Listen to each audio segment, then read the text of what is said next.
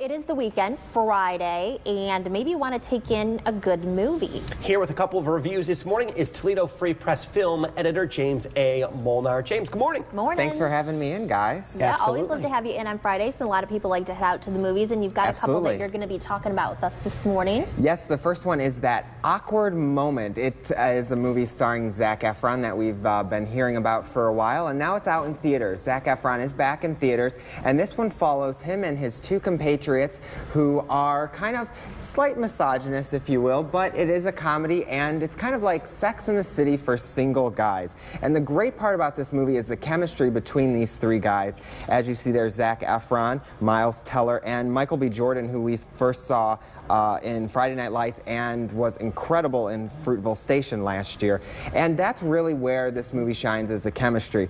Now, unfortunately, a lot of their chemistry and everything else is kind of wasted in this script by first-time director and writer Tom Gormican, and he also helped produce one of the worst films of last year, Movie 43. So.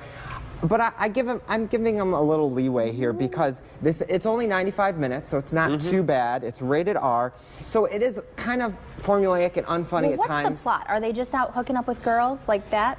Yeah, or is there something else going on? This is a big boy Zac Efron movie. Yes, there He's are a lot of up. F words. There are a lot. It is a hard rated R, and yeah, there's a lot of sex. And one of the things is about this movie is it's kind of they never want to hook up, or they all only want to hook up. They don't want to settle down, and then they kind of fall into love. And so they all actually have a bet in the movie of, well, we're all going to stay single, and it doesn't quite go that way.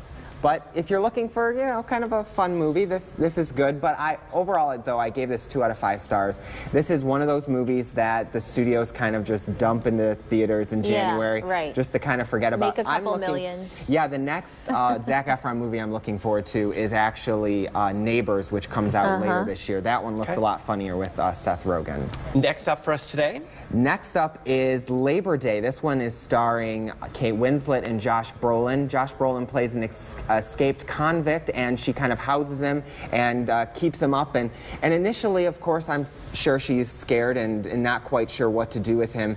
But as time goes on, it almost looks like they're going to fall in love. Oh, I see. I think that's an interesting plot there. Yes, and this one is from Oscar-nominated director Jason Reitman, who brought us Juno and Up in the Air.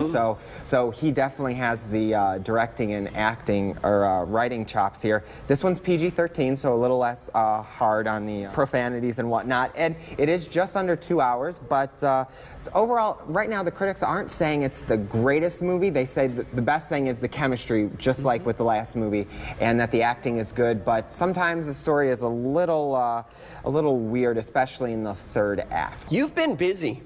I have been busy, yes I have, and 30 days out, you know, got to pack for LA.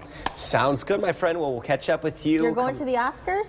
Yes, I will be there. Oh, I need to be your in the plus vicinity. one. In the vicinity. I'll be in the vicinity. I don't care. I don't have to be in the place. Let's just go to the vicinity. That's there all right. you go. Well, we'll talk more about that when you come in next Friday as well. Absolutely. How about that?